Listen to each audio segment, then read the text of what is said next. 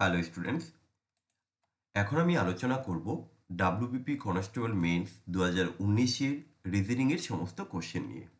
তো চলো শুরু করা যাক। আমাদের আজকের ফার্স্ট যে কোশ্চেন রয়েছে, প্রথমত একটি সিরিজ আমরা কিভাবে করব।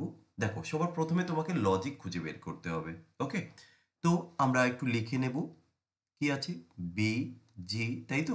তারপরে হচ্ছে এ এইচ, দেন ডিই, তারপরে কি হবে আমরা বের করব। তো লজিক দেখো, এখানে আমরা একটা জিনিস লক্ষ্য করলাম, এই এ থেকে বি হয়েছে, রাইট? আবার জি থেকে এইচ হয়েছে। তাহলে এখানেও যদি সেম কনসেপ্ট আমরা কাজে লাগাই, দেখো এখানে ডি আছে, তাই না? তাহলে এই দিক থেকে যদি আমরা একই ফরম্যাটে করি, তাহলে এটা সি হওয়া উচিত। দেখো সি, তারপরে ডি হয়েছে। আবার এটা তাহলে কি হবে? ই আছে, ই থেকে তাহলে এটা এফ হবে, রাইট? তাহলে আমাদের পরবর্তী যে লেটার কি কি? সি এফ কোথায় আছে? অপশান ডিতে। আশা করি তোমরা বুঝতে পেরেছো। যদি তোমাদের কোনো প্রবলেম হয় তোমরা কমেন্ট করে জানাবে, কেমন? এর পরের কোশ্চেনটি হচ্ছে কোডিং ডিকোডিং থেকে। কোডিং ডিকোডিং করার সব থেকে সহজ উপায় হচ্ছে ওরা যে কোড দিয়ে দেবে সেটা তুমি নিচে নিচে লিখে নাও। যেমন একটি নির্দিষ্ট কোডে ফলোয়ারের কোড ওরা বলে দিয়েছে, তাহলে একই লজিক অনুযায়ী এর কোড কি হবে আমরা বের করব। তো চলো, প্রথমে আমরা লিখে নিলাম flower, F L O W E R. এর কোড কি আছে? যা আছে আমরা লিখব U O L, okay, D V I. Then ওরা জানতে চেয়েছে F M R J F V, এর কোড কি হবে। এবার আমরা এখানে একটু লজিক খুঁজে বের করতে হবে। দেখো, আমরা এই যে অপোজিট লেটার হয় না, প্রত্যেকটা আমরা জানি যে লেটারগুলো রয়েছে প্রত্যেকের কিন্তু একটা ভ্যালু রয়েছে, তাই না? তাদের প্লেস ভ্যালু রয়েছে। তো আমরা এই এফ এর অপোজিটেই থাকে কিন্তু ইউ, এল এর অপোজিটে থাকে ও, আবার ওই ও এর অপোজিটেই তো এল থাকে। কিভাবে? তোমরা যারা বুঝতে পারছো না তাদেরকে একটু দেখিয়ে দিই। ধরো A B C D, sorry, উফ, এক্সট্রিমলি সরি, ভুল লিখে ফেললাম। A B C D E F G H I J K L M. এরপরে আমরা এখানটা লিখি এন, তাই না? N O P Q R S T U V W X Y Z. এই দেখো, এই যে অপোজিট লেটারের যে কথাটা বা কনসেপ্টটা বললাম, দেখো এর অপোজিটে জেড বা জেড এর অপোজিটে এ, তুমি যে দুটোভাবেই বলতে পারো, তাতে কোনো সমস্যা নেই। এবার তুমি দেখো প্রথম যে কোডটি দেওয়া আছে এখানে অপোজিট, এল এর অপোজিটে দেখো ও আছে, দেখো ডাব্লিউ তার অপোজিটে ডি আছে, রাইট? তো এইভাবে অপোজিট লেটারগুলো বসিয়ে দিলে হয়ে যাচ্ছে। তাহলে আমরা এখানে দেখবো এই যে এফ, এফ এর অপোজিটে তো ইউ আছে, আমরা ইউ লিখবো। এই যে এম, এই এম তার অপোজিটে কে আছে? এন আছে, তুমি এন লিখে দাও। এই যে আর, আর এর অপোজিটে কে আছে? এই দেখো আর এর অপোজিটে জে আছে, তুমি জে লিখে দাও। আবার জে এর অপোজিটে কিন্তু আর এ আছে। এফ, এফ এর অপোজিটে ইউ আছে, আর ভি এর অপোজিটে কি? দেখো এই যে ভি এর অপোজিটে ই আছে, ই। তাহলে এখানে আমরা কিন্তু আমাদের কোড পেয়ে গেছি। কি হবে? ইউএন জে কোথায় আছে? এবার আমরা একটু অপশানের দিকে দেখব। ইউ দিয়ে তো একমাত্র অপশান সিতে আছে। একটু গন্ডগোল হয়েছে মনে হয়। ইউএন, সরি, এটা আর তো কিছু একটা মিস্টেক হয়েছে। ইউ, প্রথমে তো ইউ দিয়ে শুরু হচ্ছে, এটা ঠিক আছে। ইউ দিয়ে আমাদের উত্তর এটাই আসবে, কারণ দেখো এখানে হয়তো কিছু একটা ভুল করেছি, আমরা দেখে নিচ্ছি। এটা কি জে আছে? হ্যাঁ, এটা জে। তাহলে জে এর অপোজিটে কিউ, সরি এটা কিউ হবে। ওকে, এটা ভুল করেছিলাম ভাই, কিউ। তাহলে আমাদের উত্তর কিন্তু এসে গেছে। ওকে, অপশান সি হয়ে যাবে আমাদের 2 নম্বর কোশ্চেনের উত্তর। পরের কোশ্চেন, একটা ম্যাথমেটিক্যাল অপারেশন বা সিম্বল অ্যান্ড নোটেশন অধ্যায় বা চ্যাপ্টারের মধ্যে থাকে। এই কোশ্চেনগুলো আমরা বদমাশ রুল অ্যাপ্লাই করে করি। কি বলা হয়েছে? যদি প্লাসের অর্থ হয় মাইনাস, মাইনাসের অর্থ হয় গুণ, ভাগের অর্থ হয় প্লাস এবং গুণের অর্থ হয় ভাগ, তাহলে এই যে ইকুয়েশনটা রয়েছে এটাকে সলভ করতে হবে। তার মানে কি এই সিম্বলগুলো তোমাকে পরিবর্তন করতে হবে বা চেঞ্জ করতে হবে। তো আমি প্রথমে 10 লিখলাম। এই যে গুণ আছে না, তো কোশ্চেনে তো বলে দিয়েছে তোমাকে যে ওই ইনটু, এটাকে তুমি ডিভাইডেড লিখবে। সো তুমি এখানে ডিভাইডেড লেখো 5। যেখানে যে ডিভাইডেড রয়েছে ভাগ রয়েছে, ভাগকে করতে হবে প্লাস, তুমি এখানটায় করে দাও প্লাস। আচ্ছা 3, এই যে মাইনাস, মাইনাসকে করতে বলেছে ওরা গুণ, তুমি করে দাও এখানে গুণ। আচ্ছা এই যে প্লাস, প্লাসকে করে দাও তুমি এখানে মাইনাস, তুমি এখানে করে দাও। এবার ক্যালকুলেশন করো, তোমার উত্তর চলে আসবে। আমরা প্রথমে কিসের কাজ করি? ভাগের কাজ করি। তাহলে 10কে তুমি 5 দিয়ে ভাগ করলে কত হবে? 2 হবে। আমরা পরের কাজটা করে দিই, 3 দুগুণে কত হবে? 6 হবে, -3, রাইট? এবার আমরা কি করব? 6 আর 2 8, 8 থেকে 3 বাদ দিলে কত থাকে? 5 থাকে। তো আমাদের অপশন বি হয়ে যাবে এই কোশ্চেনের সঠিক উত্তর। ওকে, সমস্ত প্রিভিয়াস ইয়ারটাকেই কিন্তু আমি কমপ্লিট করব। প্রথমে মেন্স ধরেছি, তারপরে প্রিলি টোটালটাই কভার করব, যাতে 2024-এর কনস্টেবল এবং এসএ এর জন্য তোমাদের রিজনিংয়ে কোনো সমস্যা না হয়, তোমরা ফুল স্কোর করতে পারো। তোমরা এই পিওয়াই কিউগুলো করলে বুঝতে পারবে কোন অধ্যায় থেকে বেশি কোশ্চেন পরীক্ষায় আসে, এই বিষয়গুলো তোমরা কিন্তু বুঝতে পারবে। আচ্ছা, পরের যে কোশ্চেন দেখো, বেমানান শব্দটি চিহ্নিত করো, মানে কি? অড, এই চারটের মধ্যে কোনটা অড তোমাকে বের করতে হবে। তাহলে কিভাবে তুমি বের করবে? সবার প্রথমে যদি আমরা একটু দেখি, দেখো 98, 72, 120 এবং 108, দেখো প্রত্যেকটা সংখ্যাই কিন্তু জোড় সংখ্যা এখানে, তাই না? তাহলে এই বেমানান যখন কোনো সংখ্যা দেবে, এখানে কি কি জিনিস তোমাকে লক্ষ্য করতে হবে? যে এখানে সংখ্যাগুলো জোড় বিজোড় এটা হতে পারে, সংখ্যাগুলি মৌলিক সংখ্যা কিনা এরকম কনসেপ্ট দিয়ে থাকতে পারে। আবার কি, যেই সংখ্যাগুলোকে এমন কোনো একটি সংখ্যা আছে যা দ্বারা হয়তো ডিভাইডেড করা যায় না, ভাগ করা, মানে ডিভিজিবিলিটি রুলসও এর ক্ষেত্রে কিন্তু অ্যাপ্লাই করা যেতে পারে। তো আমরা এই রুলসগুলি এখানে অ্যাপ্লাই করব। তাহলে কি বলা হলো? কখনো এটা দেখবে যে সংখ্যাগুলি মৌলিক সংখ্যা কিনা, এটাও দেখতে হতে পারে, ঠিক আছে? আচ্ছা, এবার আমরা কি করব? দেখো, যেমন সবার প্রথমে এই যে 72, তাই তো? এই 72-এর যদি আমরা ফ্যাক্টর নেই, বা 120 বা 108 বা এই যে 98, এই সংখ্যাগুলোর মধ্যে একমাত্র এখানে অড হবে 92।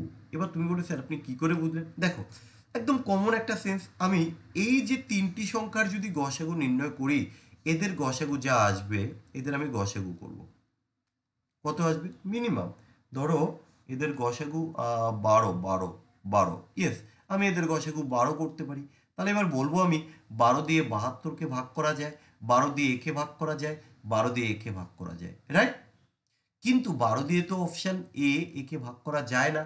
তারপরে কি, আমরা বিভাজ্যতা রুলসটাকে অ্যাপ্লাই করলাম, যে আমি একটু আগে বললাম, কখনো প্রাইম নাম্বার দিয়ে দিতে পারে, যে দেখবে তিনটি প্রাইম নাম্বার থাকে বা একটি প্রাইম নাম্বার থাকে, এই কনসেপ্টগুলো থাকে।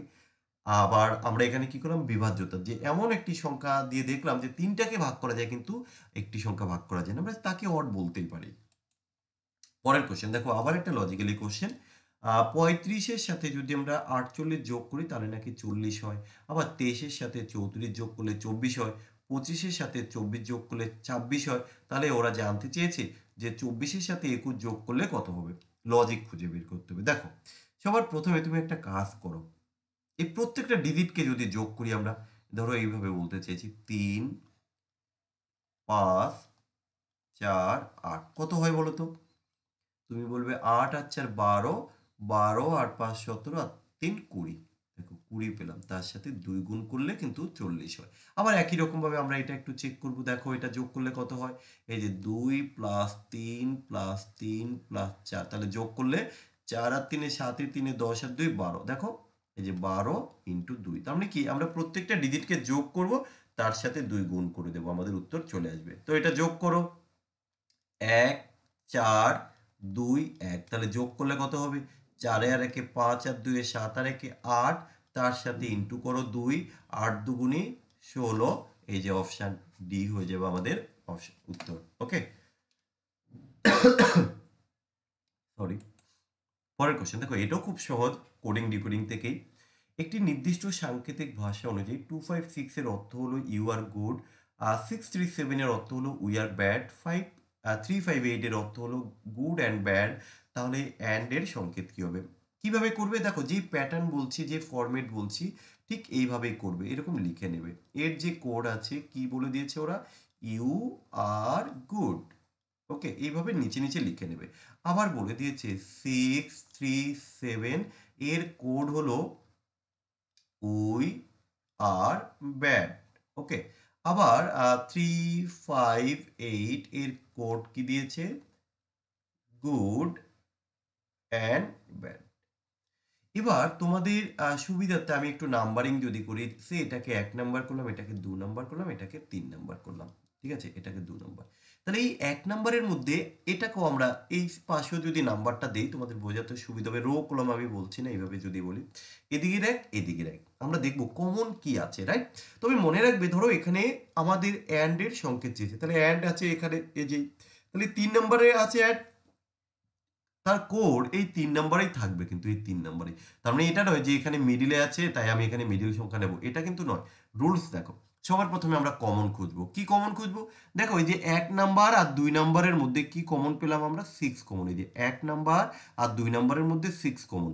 এটা হচ্ছে নাম্বারের দিকে। এবার ওয়ার্ডের দিকে দেখো তো কি কমন আছে 1 আর 2 এর মধ্যে, কি কি ওয়ার্ড কমন? তুমি বলবে স্যার আর কমন, আর হচ্ছে এই যে আর কমন, রাইট? আমরা কমন নিলাম। এবার আবার আমি দেখব আর কি কমন যাচ্ছে। দেখো এই যে আমার 2 নাম্বার আর 3 নাম্বারের মধ্যে 3 কমন, এখানে 2 আর 3 এর মধ্যে দেখো এই যে ব্যাট কমন, এই যে ব্যাট কমন। আচ্ছা, এটা তো পেলাম। এবার আমরা আরেকটা দেখি, এখানে তোমার এই যে কি আর কি কমন নেব, আর কি কমন যাচ্ছে দেখো। আমরা তো এখানে কমন নিয়ে নিলাম 5। আচ্ছা, 5 কমন নিয়ে নিচ্ছি। দেখো এখানটায় আমরা এই যে 5 কমন নিলাম, এখানে আমরা 5 কমন নিলাম কোথা থেকে? 1 আর 3 থেকে। তাহলে 1 আর 3 এর মধ্যে কি কমন? এই দেখো গুড কমন। দেখো এই যে গুড কমন, রাইট? তাহলে আমাদের দরকার কি? দরকার হচ্ছে অ্যান্ড এর কোড কি হবে? এই দেখো এইটু এসে এসে গেল।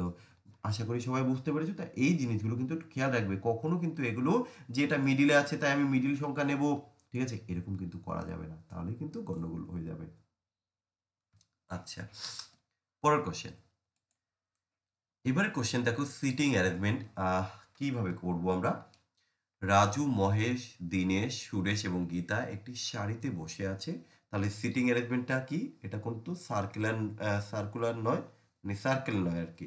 ওকে, তো গীতা দীনেশের পাশে বসে নেই, তারা দুজন পাশাপাশি থাকবে না। আচ্ছা, সুরেশ রাজুর পাশে নেই। ওকে, মহেশ রাজুর পাশে থাকবে, গীতা সুরেশের পাশে নেই। তাদের তাহলে কিভাবে তারা থাকবে? এবার এটা তোমাকে এক এক করে করতে হবে। দেখো একটু ভালো করে যদি বুঝে করতে পারো তাহলে কিন্তু কোনো রকম কোনো সমস্যা হবে না। তাহলে প্রথমে কি বলেছি? রাজু বসে আছে কোথায়? এই যে রাজু, কোথায় গেল আমাদের? এই যে প্রথম কি, দীনেশের পাশে নেই, রাজুর পাশে নেই, মহেশ রাজুর পাশে। এই যে যারা পাশাপাশি আছে আমি এই জায়গা থেকে শুরু করছি। তাহলে এই দুজন কিন্তু পাশে। আমরা রাজু কোথায় বসবে আমরা জানি না। এবার দেখো আমি যদি এই রাজু আর মহেশ কিরকম পাশাপাশি লিখে দিই তাহলে কিন্তু গল্প শেষ। এবার এখানেও একটা কথা আছে যে আগে তো আমি রাজু লিখলাম তারপরে মহেশ, এটা তো কোথাও মেনশন করে দেয়নি। এটাও তো হতে পারতো যে আগে মহেশ তারপরে রাজু। তো আমি কিন্তু কনফার্ম না। ঠিক আছে, আমরা এইভাবে লিখলাম। এরপরে দেখো আবার আমরা এখান থেকে একটু সাজানোর চেষ্টা করব যে রাজুর কি বলেছে? সুরেশ রাজুর পাশে নেই। তার মানে এই যে রাজু, তাই তো, এই রাজুর পাশে, এই পাশে হোক বা এই পাশে হোক, এখানে কিন্তু সুরেশ থাকবে না। এই আমাদের সুরেশবাবু কিন্তু এর পাশে থাকবে না। ওকে, আর কে থাকবে না? এই যে মহেশ রাজুর পাশে, এটা ঠিক আছে। আর রাজু দিয়ে কিছু আছে? গীতা দীনেশ, না আর কিছু নেই। রাজুর পাশে নেই, মহেশ রাজুর পাশে পাশে নেই। তাহলে ও আচ্ছা, মহেশ রাজুর পাশে আছে। আচ্ছা, আর কি বলা হয়েছে? গীতা দীনেশের পাশে। আচ্ছা, বাকিরা তো নেই। এবার দেখো, এবার সুরেশ এবং গীতাকে অবশ্যই প্রথম এবং পঞ্চম স্থানে যদি আমরা বসিয়ে দিই, দেখো ওরা তো টোটাল 5 জন। তাহলে এই দুইজন তো ঠিক আছে, তাহলে বাকি যে আর 3টে প্লেস কোথায় হতে পারে? ধরো এই যে 3টে হলো আর দুটো, টোটাল তো 5 জন। তাহলে আমরা যদি এইভাবে করি, ধরো এটা রাজু, এটা মহেশ, আমি দীনেশ কোথায় আছে দেখো, গীতা দীনেশের পাশে বসে নেই। তাহলে গীতাকে যদি আমি অন্য পাশে দিয়ে দিই, চলো গীতাকে আমি এখানটা দিয়ে দিচ্ছি। দেখো তুমি এই পাশেও দিতে পারো, এই পাশে, কারণ ওদের পাশাপাশি রাখা যাবে না। যে গীতা আর দীনেশ পাশে নেই, তাহলে এখানে যদি আমি গীতা দেই তাহলে এখানে দিতে হবে দীনেশ, বা এখানে যদি আমি গীতা দিই তাহলে এখানে দিতে হবে দীনেশ, কারণ এখনো কনফার্ম নয় কে কোথায়। আচ্ছা, আর কি বলেছে? সুরেশ রাজুর পাশে নেই। আচ্ছা, সুরেশ কিন্তু রাজুর পাশে নেই। আচ্ছা, পাশে নেই, তাহলে এক কাজ করো, সুরেশকে তুমি এখানে বসিয়ে দাও। সুরেশ তাহলে তুমি কোথায় বসিয়ে দেবে? এখানে বসিয়ে দাও, বা এই পাশেও বসাতে পারো, এতে সমস্যা নেই। দেখছি কিভাবে হচ্ছে। সুরেশ, এবার ওরা জানতে চেয়েছে, ও আচ্ছা, তাদের কিভাবে তারা বুঝবে? ও তাহলে এখানে কিন্তু আমাকে হেল্প করে দিয়েছে যে প্রথমে কি সুরেশ বসবে, আচ্ছা, সুরেশ যদি বসে তারপরে তো দিনেশের থাকা উচিত, তাহলে তো এটা হবে না, এটা কিন্তু হবে না। তাহলে দেখব এটা গীতা, রাজু, মহেশ, দীনেশ, সুরেশ আসে কিনা। তো এটা নেই। এই যে গীতা, রাজু, মহেশ, দীনেশ, সুরেশ, আমরা কিন্তু এখান থেকে এটাকে উত্তর করে দিতে পারি। ঠিক আছে, কারণ এটা তো হলো না, অপশানে কিন্তু মিলেনি, তাহলে এটা আমাদের এখানে বাদ চলে গেছে, আমরা উত্তর পেয়ে গেছি। পরের কোশ্চেন দেখো, আবার একটা সিরিজের কোশ্চেন রয়েছে। দুই থেকে 98 হয়েছে, তারপর সরি 9 হয়েছে, তারপর 28 হলো, এরপর কি হবে? দেখো, এই যে দুই থেকে 9 হয়েছে, কিভাবে হয়েছে? আমরা এইভাবে কি করতে পারি, 2 তাই তো? যদি এই 2 এর কিউব করা হয়, 2 এর কিউব 8 প্লাস 1, তবে কিন্তু 9 হয়। তাহলে এই 9 থেকে 28 কিভাবে এসছে বলো তো? আচ্ছা, আমরা যদি এইভাবে করি যে 3 এর কিউব 27 প্লাস 1, তাহলে দেখো এই 28 চলে এসেছে। তাহলে এর পরেরটা কি হবে? আমরা যদি 4 এর কিউব করি প্লাস 1 করি, তাহলে 4 এর কিউব 64 আর একে দেখো 65 হয়ে যাচ্ছে। তোমরা বলবে স্যার তাহলে এই 2টা কি করে এসে? দেখো, 1 এর কিউব প্লাস 1 করো তবেই কিন্তু 2 হয়। দেখো প্রত্যেকটা কিন্তু আমি দেখিয়ে দিলাম। তাহলে এখানে এটা 4 এর কিউব। সো অপশন সি হয়ে যাবে। পরের কোশ্চেন, সিরিজ থেকে আমরা দেখলাম বেশ ভালোই কোশ্চেন থাকছে। তো আমরা দেখে নিচ্ছি কোশ্চেন, প্রশ্নবোধক স্থানে কি বসবে, এখানটায় কি বসবে। তোমাকে প্রথমে লজিক খুঁজে বের করতে হবে। দেখো ই আছে, তাই তো? ই এর পরে কি আছে? ই, আচ্ছা, আই, এটা ও। একটা জিনিস লক্ষ্য করো, ওই প্রত্যেকটাই কিন্তু ভায়েল রয়েছে, রাইট? ই, আই, ও, তাহলে লজিক অনুযায়ী তারপরেরটা তো আমি ইউ বসাতেই পারি, এটাও তো একটা ভায়েল। আচ্ছা, বি করেছে, বি আর সি পরপর। আচ্ছা, ই, এফ আর জি পরপর, ওকে। জে আর কে পরপর, মানে পরপর দুটো লেটার কোথায় আছে দেখি তো। টি আর সি এটা তো পরপর নেই। M R N, yes, M R N পেয়েছি। দেখো পি আর কিউ, বাট এখানে ইউ নেই, তাহলে এটা হবে না। এস আর এক্স তো প্রশ্নে আসছে না, আমরা এখান থেকে কিন্তু এই লজিক অনুযায়ী কি ইউ, এম, এন বসিয়ে দিতে পারি। তাহলে দেখো এখানে নতুন একটা কনসেপ্ট আমরা পেলাম, যে কখনো কখনো ভায়েলের কনসেপ্টও দিয়েও কিন্তু অঙ্ক করা যেতে পারে, সরি রিজনিং করা যেতে পারে। পরের কোশ্চেন দেখো, পি কিউ এর থেকে বেটে নয় কিন্তু আর এর থেকে লম্বা। আচ্ছা, এফ পি এর থেকে বেটে কিন্তু আর এর থেকে লম্বা, এবং ইউ কিউ এর থেকে বেটে কিন্তু পি এর থেকে লম্বা। তাহলে কে সব থেকে বেশি বেটে? তাহলে প্রথম কন্ডিশন অনুযায়ী পি কিউ এর থেকে বেটে কিন্তু আর এর থেকে লম্বা, তাহলে আমি 1 নাম্বার এটাকে যদি সাজাই কিভাবে হবে? পি কিউ এর থেকে বেটে, তাহলে পি কিউ এর থেকে বেটে, তার মানে আগে কিউ বসবে, তারপরে কি হবে? পি হবে। আর কি বলেছে? কিন্তু আর এর থেকে লম্বা, তো আমি তারপরে বসিয়ে দিলাম আর। 1 নাম্বার। দ্বিতীয়ত, এফ পি এর থেকে বেটে কিন্তু আর এর থেকে লম্বা, আমরা 2 নাম্বার অনুযায়ী যদি বসে, এফ পি এর থেকে বেটে, তার মানে কে বড় হবে? পি বড় হবে। তাহলে তারপরে এফ কিন্তু আর এর থেকে লম্বা, তাহলে আমি এখানটায় আর বসিয়ে দিলাম। আবার 3 নাম্বার, ইউ কিউ এর থেকে বেটে কিন্তু পি এর থেকে লম্বা, তারপর আমরা তিনটাকে সাজাবো কি, কিউ, ইউ কিউ এর থেকে বেটে, তাহলে আগে আমরা কিউ লিখলাম, কার থেকে বেটে? ইউ এর থেকে বেটে, তারপরে কি পি এর থেকে লম্বা, আমরা তিনটেকে বসালাম। এবার যদি তিনটেকে আমরা একত্রে করি, আমরা যদি একটু সাজিয়ে নেই, কিরকম হবে? দেখো এখানে পি আছে, তাই তো? পি, এদের মাঝখানে কিন্তু একটা ইউ ঢুকে গেছে, দেখো এই যে পি আর ইউ, দেখো এই যে P R Q, sorry P R Q তার মাঝে কিন্তু ইউটা চলে এসে। আবার দেখো ভাই, এখানে যে আর পি তার মাঝে কিন্তু এসটা চলে এসে, তা আমরা মাঝে মাঝে জাস্ট পুট করে দেবো, তাহলে কিন্তু আমাদের উত্তরটা এসে যাবে। আমরা এখানটায় কিউ রাখলাম, ঠিক আছে, তাহলে মাঝে কে কাকে পুট করবো? এই যে এখানটায় আমরা এই ইউকে পুট করে দিচ্ছি, ইউটা। তাহলে ইউ যদি পুট করে দাও, তারপরে কি থাকছে তোমার? এই পি যেরকম আছে এরকম থাকবে। আচ্ছা, আর এদের মাঝখানে কে ঢুকে যাচ্ছে? এ দেখো এদের মাঝখানে ঢুকে যাচ্ছে এস, রাইট? এই যে পি আর আর এর মাঝখানে এস ঢুকে যাচ্ছে, তাহলে পি আমরা বসিয়ে দিলাম, মাঝখানে এস বসিয়ে দাও। এই দেখো তুমি এবার মিলে গেছে টোটালটা, জাস্ট কি তিনটেকে আমরা একত্রে করে দিলাম। ওরা চেয়েছে কে সব থেকে বেশি বেটে, সব থেকে বেশি বেটে তো এখানে আর সব থেকে বেশি লম্বা কে? এই যে কিউ, তো এখানে বেটে চেয়েছে, মানে কে সব থেকে হাইটে শর্ট, সো এখানে আর হয়ে যাবে উত্তর। ওকে, পরের একটা question, blood relation. Blood relation থেকেও দেখো একটা কোশ্চেন প্রায় থাকছে।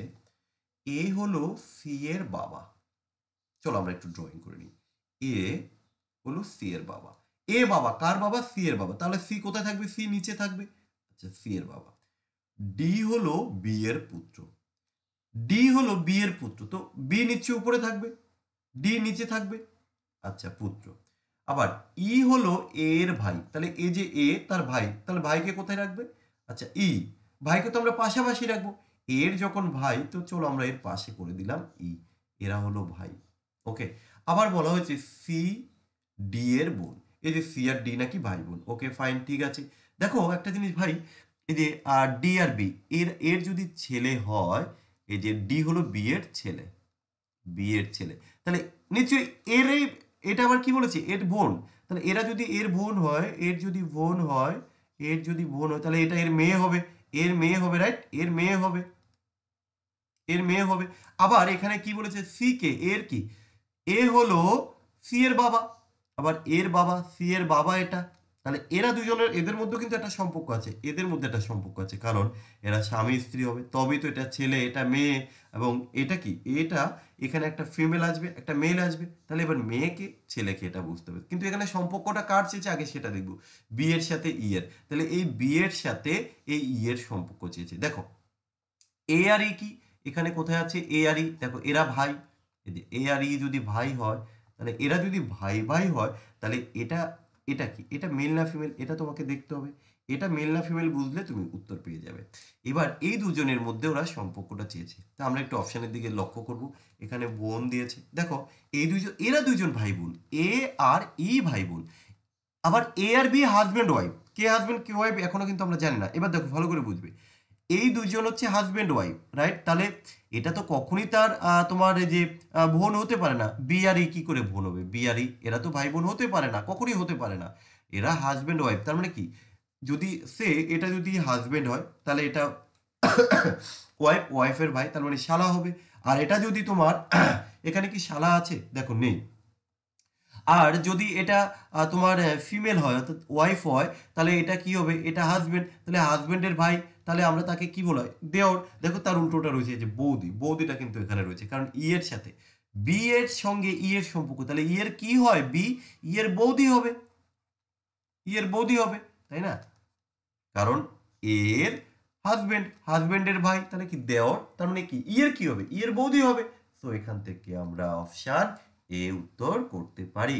তো এই ছিল আমাদের কনস্টেবল 2019 এর মেইনসের রিজনিং এর কোশ্চেন। তো তোমাদের কেমন লাগলো তোমরা কমেন্ট করে জানিও। চলো।